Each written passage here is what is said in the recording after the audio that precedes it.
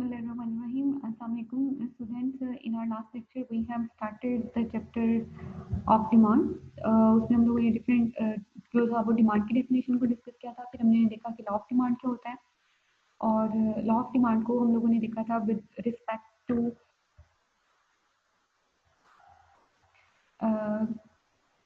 उसका स्केड्यूल हमने देखा था. टेबुलर फॉर्म के अंदर लॉ ऑफ डिमांड को चेक किया था. उसके बाद हमने उसकी ग्राफिकल रिप्रेजेंटेशन भी देखी थी और दोनों की एक्सप्लेनेशन भी देखी थी. आज की क्लास में हम different assumptions in law of demand. Assumptions का मतलब होता है कोई चीज़ एज्यूम कर लेना, फर्ज कर लेना, ठीक है.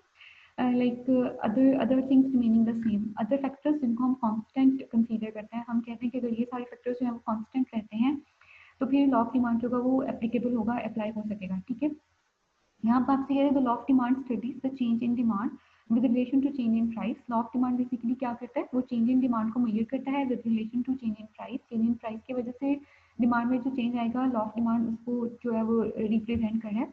In other words, the main assumption of law of demand is that it studies the effect of price on demand of a product. कहते हैं अगर हम दूसरे वर्ड्स में बात करें तो main assumption law of demand का ये है कि ये प्राइस का इफेक्ट छोड़ेगा प्रोडक्ट की डिमांड के ऊपर while keeping other determinants of demand at constant. जबकि डिमांड के जो बाकी के डिटर्मिनेंट्स हैं वो कांस्टेंट रहेंगे.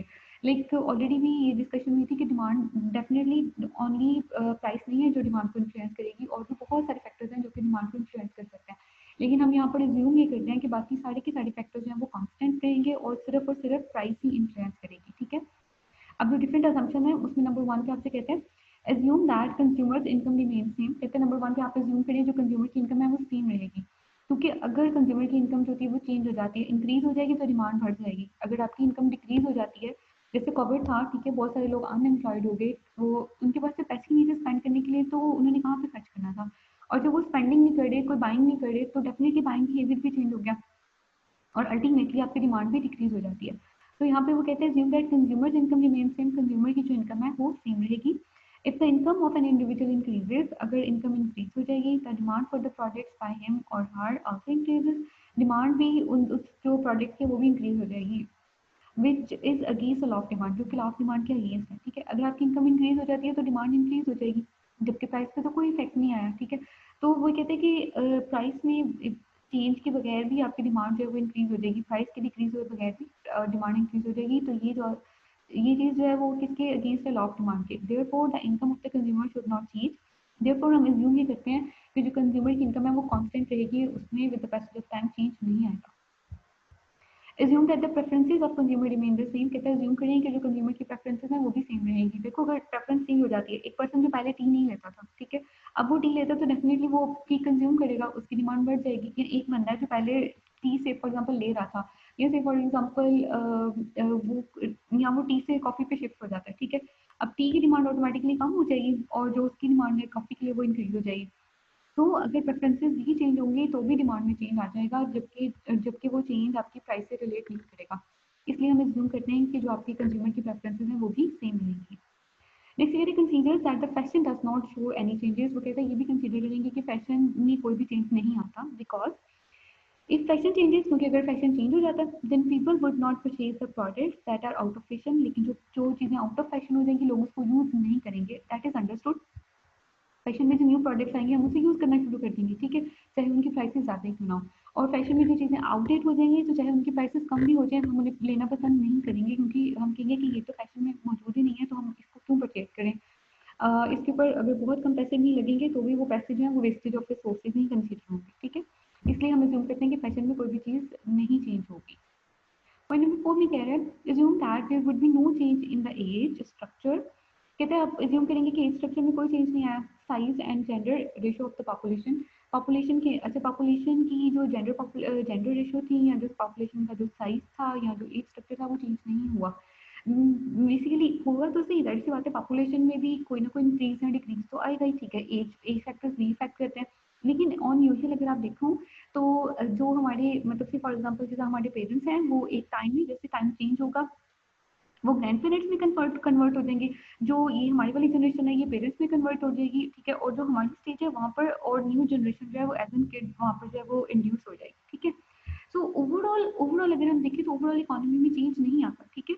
मतलब ये कि जो बच्चे हैं वो जो मतलब न्यू बॉर्न बेबी होते हैं वो किड्स की फॉर्म में आ जाते हैं, जो किड्स होते हैं वो अडल्ट में चले जाते हैं, अडल्ट जो होते हैं वो आपके वो यंग एज में आ जाते हैं, वो फिर आगे ओल्ड एज में चले जाते हैं।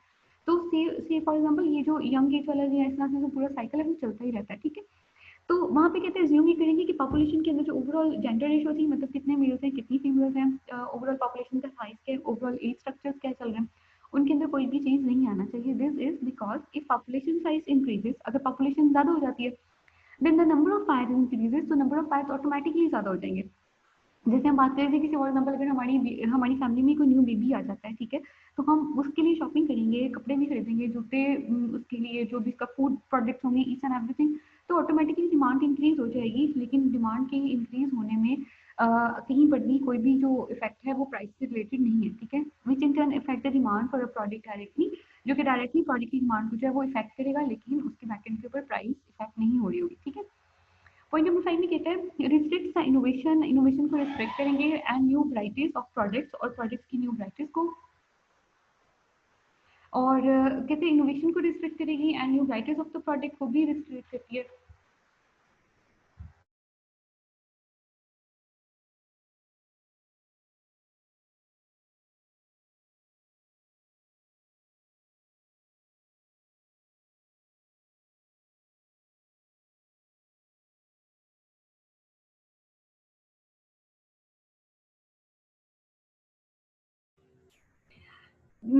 से नेक्स्ट वो कह रहे हैं restrict the innovation and new varieties of the products in the market, कहता है इनोवेशन को रिस्ट्रिक्ट करना है, ठीक है, मतलब जो कोई डेफिनेटली अगर इनोवेशन आती है, जैसे कोई भी मोबाइल का न्यू मॉडल आ जाता है, लैपटॉप का न्यू मॉडल आ जाता है, बाइक का न्यू मॉडल आ जाता है, तो हम लोग क्या कहते हैं, हम लोग मोटिवेट हो जाते हैं, फिर चाहे प्राइस इंक्रीज भी हो रही होगी लेकिन तब भी वहाँ पे डिमांड बढ़ेगी, ठीक है।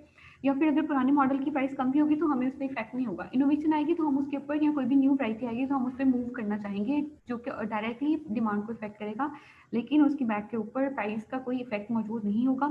इसलिए हम इनोवेशन और जो new varieties of the product है उसको भी यहाँ पर डिस्ट्रिक्ट करते हैं, क्योंकि इनोवेशन और new varieties of the product क्या करती हैं, which can effect the demand for the existing product, वो एग्जिस्टिंग प्रोडक्ट की डिमांड को इफेक्ट करेंगी, या वो उसको इंक्रीज करेंगी या डिक्रीज करेगी, लेकिन उसकी बैकेंड पे जो इफेक्ट है वो प्राइस नहीं होगा, ठीक है।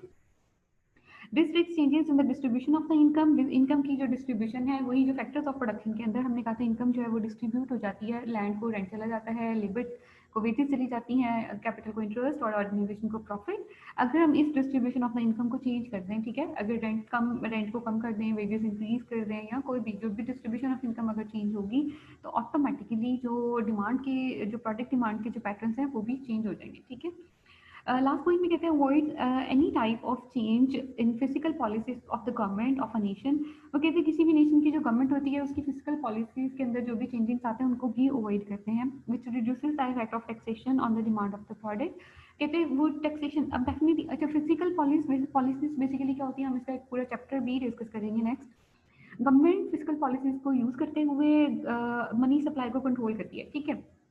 अगर मनी की क्वांटिटी बहुत ज़्यादा हो जाएगी ना तो उसकी भी जो डिमांड है ना, अगर ऑटोमेटिकली उसकी वैल्यू कम हो जाती है, लेकिन अगर एक चीज़ जो बहुत बल्क में हमारे पास अवेलेबल होती है तो उसकी डिमांड उस तरह से नहीं रहती, उसकी वैल्यू उस तरह से नहीं रहती। अब अगर जब मनी सर्कुलेशन में बहुत ज़्यादा हो जाती है ना तो उस टाइम पे मनी की वैल्यू डिक्रीज हो जाती है और अल्टीमेटली इन्फ्लेशन आ जाता है।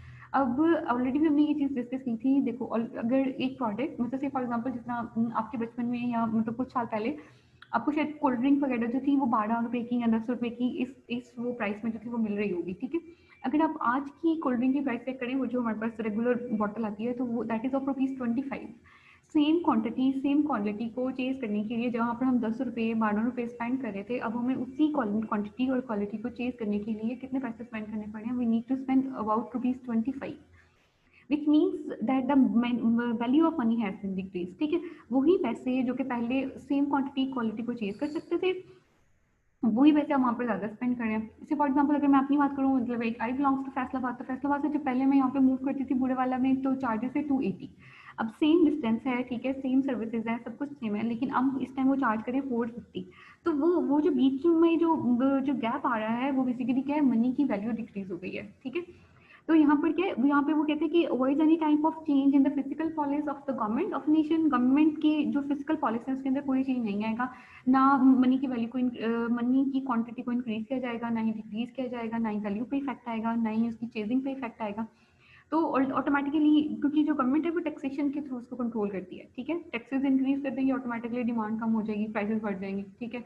अगर गवर्नमेंट जो है वो टैक्सेस को कम कर देती है, प्राइसेस कम हो जाएंगी, तो अल्टीमेट इफेक्ट के अंदर आपका वो जो होगा इंक्रीज हो जाएगा, उसमें आपका वो इंक्रीज हो जाएगा, डिमांड इंक्रीज हो जाएगी, ठीक है। तो वो ये कहता है कि उसको यहाँ पर अवॉइड करें, गवर्नमेंट की फर्स्ट पॉलिसी में कोई भी चेंज नहीं आएगा, ठीक है।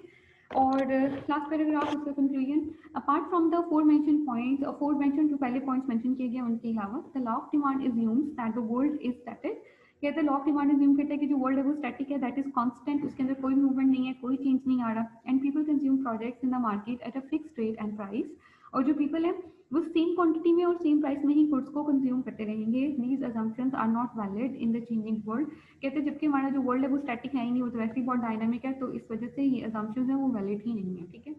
लेकिन डेफिनेटली मैंने आपसे पहले भी कहा था कि कोई भी लॉ जब एप्लीकेबल होता है तो उसकी डिफरेंट अजम्पशंस होते ही होते हैं, अगर वो सिचुएशंस एग्जिस्ट करती हैं तभी वो लॉ जो होता है वो एप्लीकेबल होता है। तो ये लॉ ऑफ डिमांड की डिफरेंट अजम्पशंस से नेक्स्ट क्लास में हम इंशाल्लाह इसके एक्सेप्शंस को डिस्कस करेंगे, और ये चैप्टर हमारा कंप्लीट हो जाएगा। आप इसको देख लें और फिर जो भी आपकी क्यूरी होगी उसको फिर हम इंशाल्लाह नेक्स्ट क्लास में डिस्कस करेंगे। Good luck students, take care, अल्लाह हाफिज़।